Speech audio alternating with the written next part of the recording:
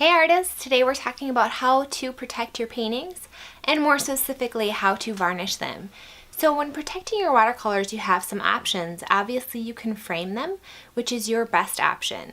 And you can do it under glass, you can do it under acrylic, you can do it under plexiglass. And your best option for framing would be to use a museum grade UV acrylic. So do that if you can. Now you can also varnish your paintings, and you can also do a combination where you varnish and you frame. Varnishing your paintings provides great protection from light, and light fades your watercolors. Alright, I use Golden Brand Archival Varnish, and I use the matte finish, but it comes in matte, satin, and gloss. Gloss and satin will, besides making your paintings a little bit shiny, it will also help deepen your darks, which looks nice. But I don't like how they make your painting shiny, so I choose matte. However, I would probably recommend going with satin, a satin finish.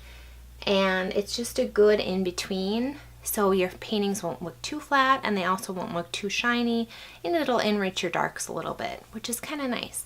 If you try to spray this when it's cold, it'll come out in more of droplets versus a fine mist, and you'll see that on your painting. So just make sure it's room temp, give it a good shake, follow the directions on the can, and you'll be set.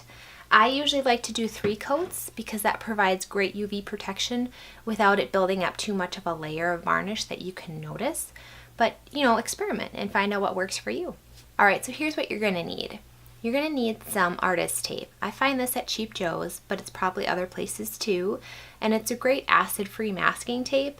It's strong and it works, but it also removes really well from your paper without tearing it or leaving any residue. So you're just going to make some tape loops.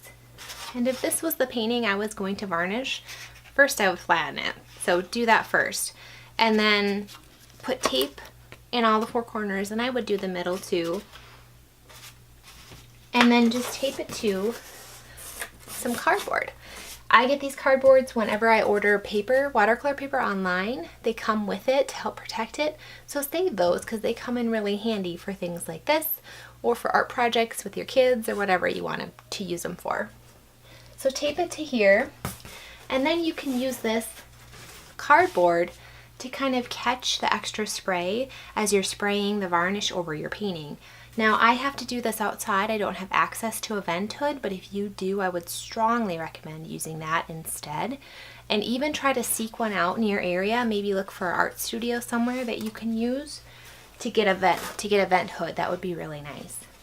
So you're just going to take this outside and spray it, and I'm going to show you how I do that right now.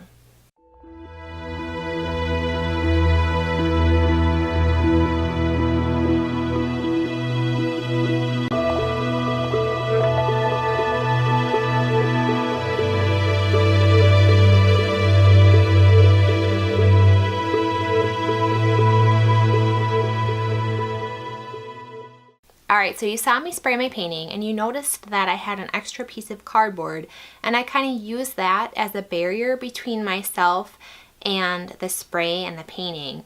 And it just is kind of nice to protect you from that extra varnish spray that you probably don't want on your clothes. It's stinky, right? You just don't want it. You don't need it on yourself. And then I roll up my sleeve pretty good, and then I wash my hands after I'm done varnishing it. Alright artists, that's how I varnish my paintings. Now you know how I do it.